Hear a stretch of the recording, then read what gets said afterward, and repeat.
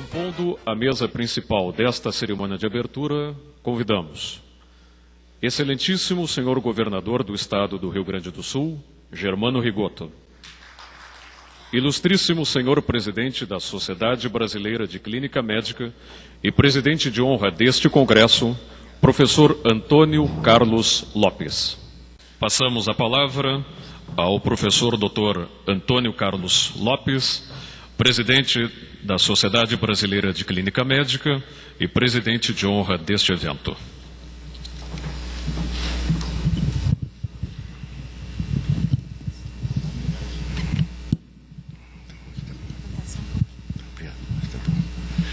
Prezados componentes da mesa, já todos devidamente identificados, Dr. Flávio Job, presidente da Regional de Porto Alegre, presidente desse congresso, nosso particular amigo, senhoras e senhores, colegas, estudantes, esse congresso marca um momento histórico dentro da vida da Sociedade Brasileira de Clínica Médica. Vários colegas aqui presentes fazem parte dessa história. E certamente todos nós levaremos para toda a nossa vida esse patrimônio conquistado que é a Sociedade Brasileira de Clínica Médica. Esse congresso é histórico porque ele se reveste de alguns fatos muito especiais. Em primeiro lugar, congrega 4.500 participantes que convergem de todos os estados do país. Em segundo lugar, porque dentro desse congresso nós teremos o primeiro encontro nacional das ligas acadêmicas de clínica médica. As ligas acadêmicas que, do ponto de vista de capilaridade nacional, foi alavancada pela Sociedade Brasileira de Clínica Médica. Todas as entidades tentaram, num certo momento, agregar os estudantes, tentando fazer com que o degrau entre a graduação e a vida profissional fosse menor. E não conseguiram. Nós temos hoje, nesse congresso, 50 ligas acadêmicas de clínica médica. Motivo até para que se crie uma associação nacional das ligas acadêmicas de clínica médica. São propósitos bem definidos, que são os propósitos, os eixos estratégicos que regem a nossa conduta dentro da Sociedade Brasileira de Clínica Médica. O segundo ou terceiro fato muito importante desse congresso nada mais é do que a homenagem que nós faremos ao professor Peter Dietrich. A oração será feita pelo professor Jorge Guimarães, presidente da CAPES, mas eu não poderia deixar de expressar a nossa enorme e eterna gratidão ao professor Dietrich pelo que ele representou para a ciência brasileira. Convivi com o professor Dietrich durante alguns anos, pude ver nele a integridade de um pesquisador, a sinceridade de um amigo, a proposta de um idealista. Eu não tenho a menor dúvida em dizer que ele foi, sem dúvida alguma, o maior pesquisador do nosso meio, em todos os tempos, eu diria até mesmo. Portador de um currículo invejável, de uma contribuição enorme para a medicina, fazendo a ligação da ciência básica com a ciência profissionalizante, suas pesquisas sempre repercutindo de alguma forma, direta ou indiretamente, na comunidade, o que é muito importante, né? Trouxe para nós, realmente, que exercemos a medicina no dia a dia, uma grande contribuição. Apenas para lembrar, talvez muitos dos senhores não saibam, a heparina de baixo peso molecular foi fracionada ou identificada ou isolada pelo professor Dietrich numa das suas inúmeras pesquisas. tal forma que esse marco neste congresso realmente é muito importante e é também histórico, mesmo porque nós estamos introduzindo o prêmio com seu nome para o melhor trabalho científico, e este anfiteatro tem o seu nome, e em todos os nossos congressos da Clínica Médica nós teremos sempre um anfiteatro com o nome do professor Dietrich. Muito obrigado. Nesse momento, o professor Jorge Guimarães entregará uma placa de homenagem à professora Helena Nader, em reconhecimento ao que o professor Dietrich exerceu dentro da medicina nacional e das pesquisas nacionais.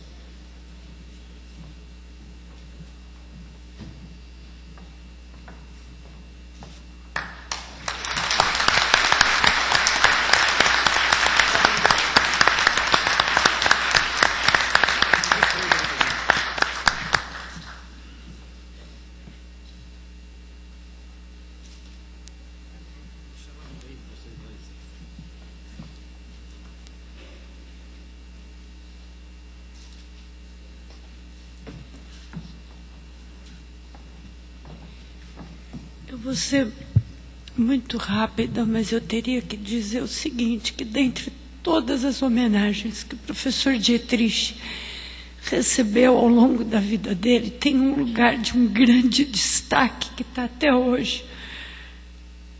O ter proferido aquela palestra sobre heparina no 2º Congresso Brasileiro de Clínica Médica, lá em São Paulo, e a homenagem que vocês entregaram a ele ficava num lugar de maior destaque dentro do escritório dele, porque aquilo significou para ele realmente a quebra das barreiras e o que era o grande sonho dele, cada vez mais, não ciência básica e ciência profissionalizante, mas ciência que foi o que ele tentou construir também dentro da Unifesp. O nosso laboratório não tem diferença, é um entrar e sair de estudante de todas as áreas, em especial da área médica. Então, eu só quero dizer que, para mim, para minha filha, para os meus outros filhos, para os meus netos, o que vocês fizeram hoje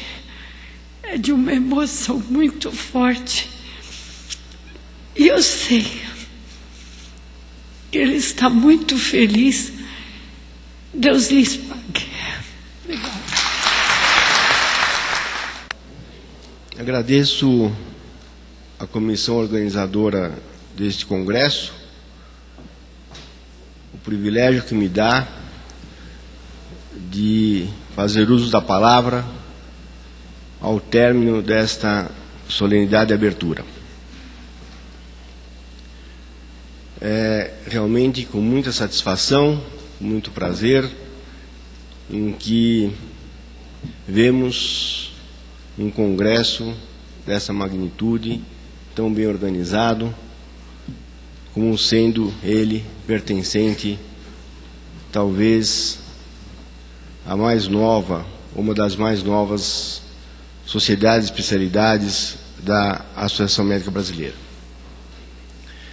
Evidentemente que para falar de perspectivas da clínica médica, torna-se necessário que façamos uma análise retrospectiva de alguns fatos marcantes na Sociedade Brasileira de Clínica Médica. E, inicialmente, eu gostaria que todos compartilhassem comigo desse momento extremamente alegre e feliz por ver 4.500 congressistas dentro de um evento organizado pela nossa sociedade. Os senhores não podem ter ideia de quanto isso é emocionante. É emocionante porque essa sociedade foi fundada por 3 pessoas, 3 médicos e mais um grupo de alunos, uma vez que não conseguimos congregar 50 médicos, o necessário para se criar uma sociedade de especialidade na Associação Médica Brasileira. Em meio a um pessimismo muito grande, ninguém acreditava que numa época em que aflorava a tecnologia de ponta, nós pudéssemos estar falando em clínica médica. E naquele momento, o nosso grande professor, nosso grande mestre, o professor Oswaldo Ramos, me disse que eu estava fazendo uma bobagem, porque isso não teria mais sentido numa época em que a máquina estava tornando o homem transparente e que realmente isso seria uma investida em vão. Eu lhe disse na época que nós íamos fundar a sociedade, ele seria nosso patrono. E na inauguração da sociedade, quando se compôs a mesa, se esvaziou a plateia, porque só estavam presentes os que iriam compor a mesa. Pois bem, a sociedade cresceu, nós conseguimos fazer nosso primeiro congresso em Belém, na cidade de Belém, e lá já contou com 800 participantes, e hoje nós estamos atingindo 4.500. Temos 18 regionais e atingimos também o número de 12.000 sócios. E é importante que se diga que desses 12.000 sócios, praticamente 50% estão vinculados às suas federadas dos respectivos estados. O que quer dizer que a clínica médica hoje pode ditar o futuro do associativismo nacional. Sem a menor sombra de dúvida, hoje ela poderá, volto a dizer, ditar o futuro do associativismo nacional.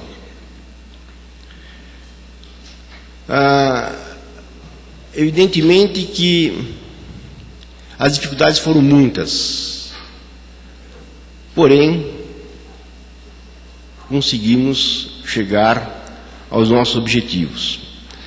Porque tínhamos na época alguns eixos estratégicos muito bem marcantes e que nos colocavam em frente à tecnologia e que certamente foram fundamentais para que se conseguisse o sucesso. O primeiro grande eixo estratégico nosso seria resgatar a relação médico-paciente, que não se falava mais em relação médico-paciente, e hoje se fala muito nela, graças a essa bandeira desfraudada em 1989 pela nossa sociedade. O segundo eixo estratégico fundamental foi o resgate do humanismo na prática médica. O terceiro, a democratização do conhecimento através da sociedade. E o quarto eixo foi realmente a não exclusão social no atendimento médico. Calcado nesses 4 eixos, nós conseguimos então viabilizar o Sociedade Brasileira de Clínica Médica, e é fácil imaginarmos qual é a perspectiva da clínica médica. Contudo, quando se fala em perspectiva, 3 aspectos são fundamentais, ou 3 pontos são fundamentais. Em primeiro, a presença dos pessimistas, que dizem que a clínica médica está fadada a terminar, uma vez que as especialidades são extremamente pujantes. Há fluxo de recém-formados pelas especialidades, né? Isso deixou de ser 100% verdade, como era uns anos atrás. Hoje a especialidade mais procurada pelo recém-formado realmente é a clínica médica, e nós temos na residência médica a prova disso. Em segundo lugar, nós temos os otimistas, que podem imaginar que a clínica médica possa resolver tudo. E, em terceiro lugar, que é o grupo ao qual nós pertencemos, os realistas. De tal forma que nós vemos a clínica médica dentro de uma realidade, dentro de um contexto nacional, de uma importância muito grande, e a sua evolução histórica nada mais é do que a projeção do que será no futuro. A clínica médica realmente foi esquecida durante muitos anos e foi resgatada com a Sociedade Brasileira de Clínica Médica. Esse resgate está consagrado, não resta a menor dúvida. É um resgate que interferiu na sociedade, é um resgate que interferiu na atividade profissional, e é um resgate que interferiu também na própria academia, nas próprias escolas médicas, fazendo com que muitos currículos médicos fossem mudados em função da verdadeira clínica médica como ela é concebida. Mas eu disse aos senhores que nós temos uma participação social da clínica médica. A medicina é uma ciência social, né? E infeliz do médico que não vê a medicina como uma ciência social. Nós temos a participação extremamente importante do ponto de vista profissional, e nós sabemos que um clínico bem formado resolve 75% dos casos a um custo muito mais barato. É o médico de atendimento primário, e hoje diríamos até mesmo de atendimento secundário. Alguns chegam até a atendimento terciário. Porém, não é realmente o grande objetivo da clínica médica. Mas nós sabemos que 75% dos casos são resolvidos pelo clínico bem formado a um custo muito mais barato, de uma forma muito mais humana, garantindo uma relação médico-paciente muito mais marcante, porque essa é a característica da clínica médica. Mas eu disse para os senhores também que, dentro desse resgate da clínica médica consagrado, ele ocorreu também dentro da academia, dentro das escolas médicas. Mas nesse momento, eu chamaria a atenção dos senhores para um raciocínio reflexivo em cima disto. A clínica médica, no que diz respeito à academia, ao ensino da clínica médica, ela possui um modelo pedagógico próprio e que precisa ser respeitado. É um modelo pedagógico extremamente interessante, e eu me baseio fundamentalmente nos pacientes do Sistema Único de Saúde, né, das instituições privadas, das escolas médicas, dos hospitais universitários. Dentro desse modelo pedagógico, é extremamente importante em que nós, dentro dele, caracterizamos o fato de o doente ter um médico, o que normalmente escapa em várias especialidades essa característica. Então, quando nós ensinamos a clínica médica, nós temos, dentro desse modelo pedagógico, que infelizmente poucos professores sabem o que é um modelo pedagógico, não é? Nós temos o fato fundamental e marcante, que o doente tenha seu médico. E esse seu médico pode ser até o estudante de medicina. Isso é tão interessante que quando passamos visita na enfermaria, muitas vezes o paciente se refere ao aluno como seu médico e não ao residente e não a nós. Isso caracteriza já o início da relação médico-paciente, que é uma outra característica do nosso modelo pedagógico, que é a relação médico-paciente muito bem estabelecida.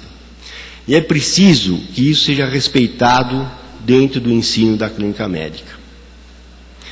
O terceiro fator importante desse modelo pedagógico é que nós ensinamos os alunos a verem o doente e não a verem a doença apenas. O doente é mais importante do que simplesmente a doença que ele possui. Nós não estamos preocupados apenas com os exames subsidiários, que tornam o homem transparente, mas não mostram as condições sociais, culturais, econômicas e assim por diante.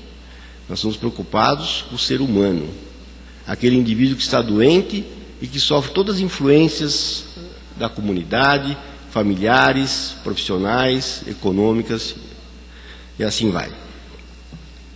Esse aspecto é de grande importância dentro desse contexto do nosso modelo pedagógico, né?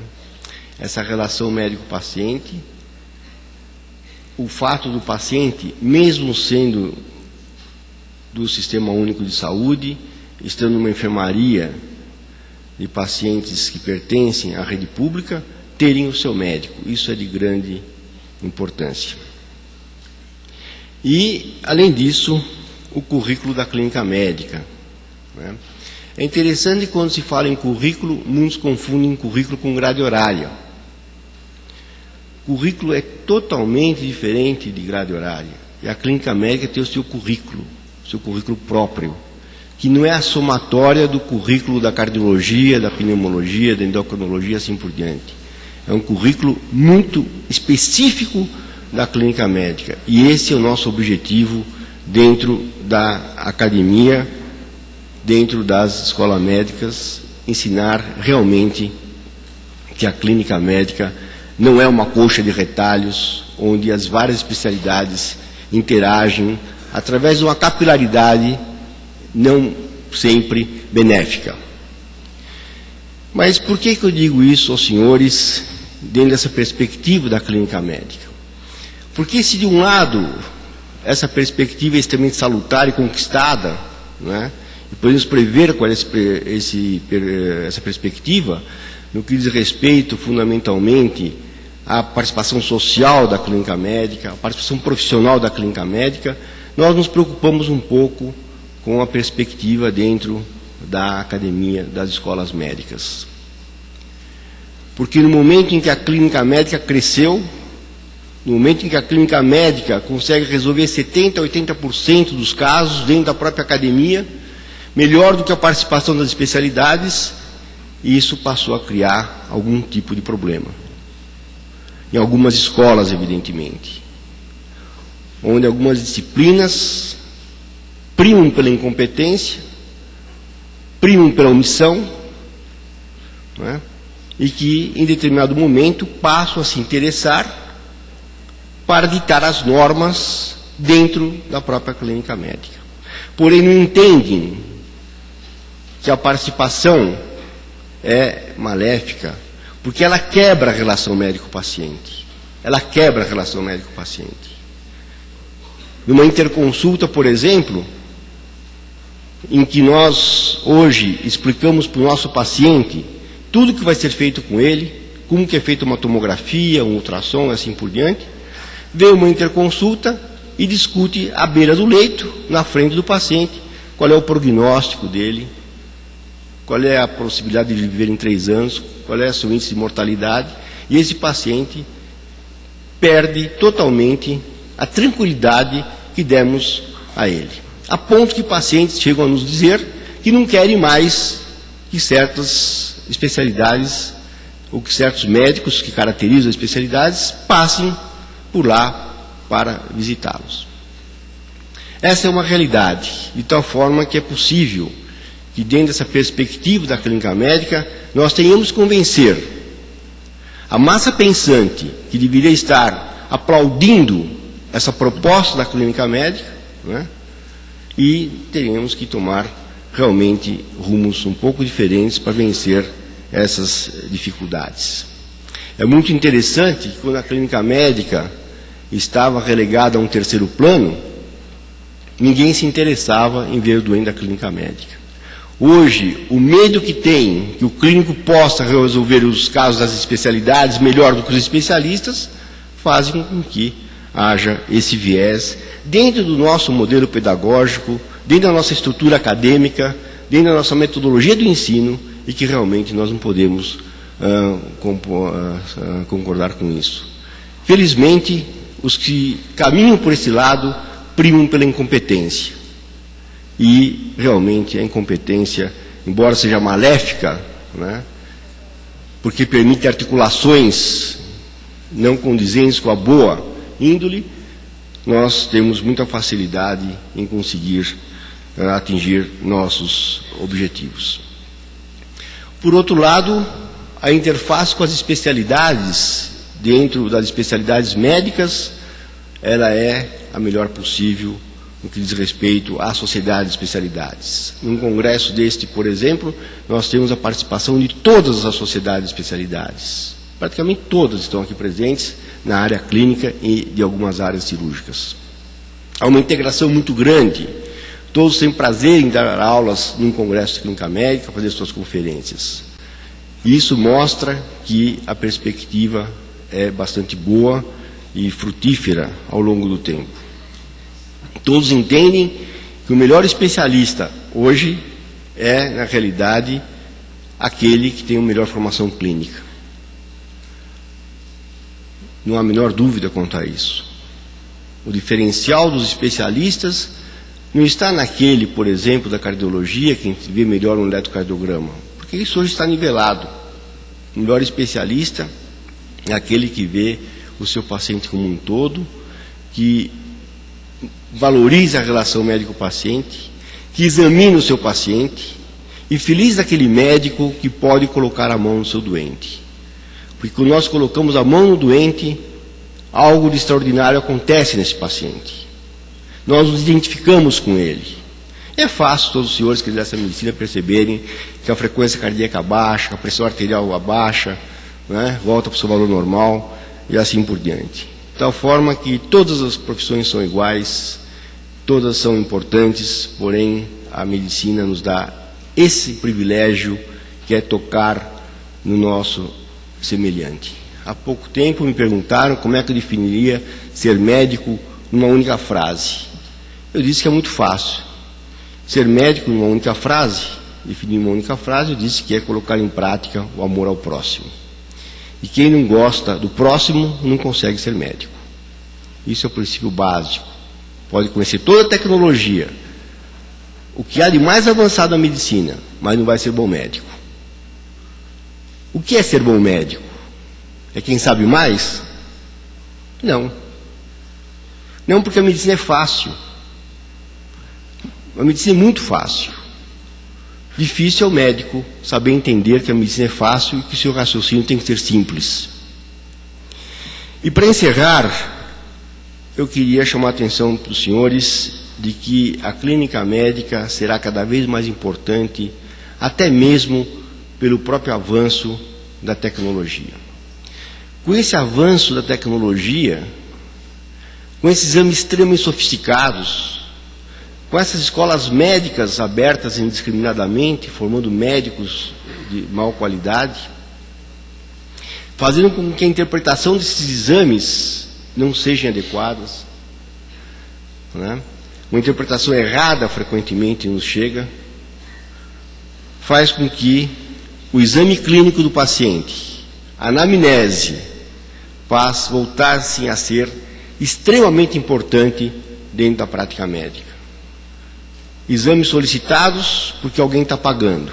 O convênio paga, o Sistema Único de Saúde está pagando.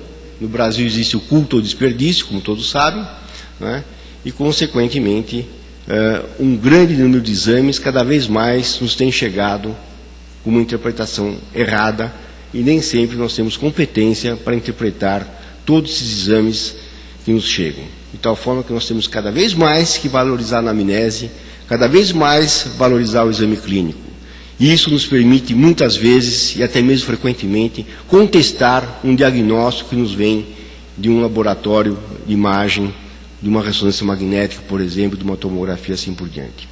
De tal forma que a relação médico-paciente, o exame clínico do doente, a propedêutica clássica, voltaram a ser extremamente importantes para nós que exercemos a medicina, tendo em vista o avalanche de exames solicitados e cuja interpretação não é adequada e que nós não podemos mais confiar naqueles relatórios que nos chegam às mãos, como isso acontecia no passado, né? Antigamente chegava um diagnóstico de uma radiografia de tórax, feita, por exemplo, pelo professor Félix Secaf, na Escola Paulista, e aquilo para nós era matemático, e não há a menor dúvida de que não havia a menor chance de haver erro naquela interpretação. E hoje os erros são cada vez maiores, porque o indivíduo é mal formado na graduação, faz uma residência de péssima qualidade e vai para a vida profissional sem estar devidamente preparado. E por isso que, nessa perspectiva da clínica médica, é realmente o resgate ao passado. É o resgate ao exame clínico, a anamnese, a permitir que o paciente fale. Porque se o paciente falar, ele nos conta o que ele tem em praticamente 70% dos casos. Quando eu vou para o exame clínico do paciente, após uma anamnese, e não fiz o diagnóstico da anamnese, eu fico preocupado. porque eu acho que eu tenho apenas 10% de chance de fazer o diagnóstico apenas com o exame físico. Então vejam, senhores, que interessante. Esse progresso da tecnologia favoreceu a clínica médica clássica, a clínica médica à beira do leito, a clínica médica em que o médico põe a mão no doente, examina o paciente e assim por diante. Evidentemente que aí também é necessário que se leve em consideração que a necessidade de uma escola médica condizente com a formação adequada dos seus alunos, né? Que uma residência médica bem feita ou uma especialização adequada, para que ele possa realmente ter uma boa formação, uma formação não apenas tecnicista, mas fundamentalmente uma formação humanista, que é o que nós procuramos dentro do currículo da clínica médica. O currículo da clínica médica é um currículo essencialmente humanista e, evidentemente, mantendo uma capilaridade muito importante com o currículo tecnicista. Porém, o humanista é o que nos rege, o que nos norteia em todas as nossas decisões. Muito obrigado pela atenção. Convidamos o Dr. Flávio Job, presidente deste congresso, para entregar uma lembrança ao Dr. Antônio Carlos Lopes. Eu quero, em nome da Regional Rio Grande do Sul, em nome de todos os presidentes das regionais do Brasil, da Sociedade Clínica Médica, prestar uma homenagem para o professor, uma homenagem singela. Vamos dar uma placa para ele, mas o professor Antônio Carlos Lopes merece muito mais, mas ele sabe que está no coração de todos nós a nossa gratidão pelo resgate do clínico neste país. Muito obrigado, professor.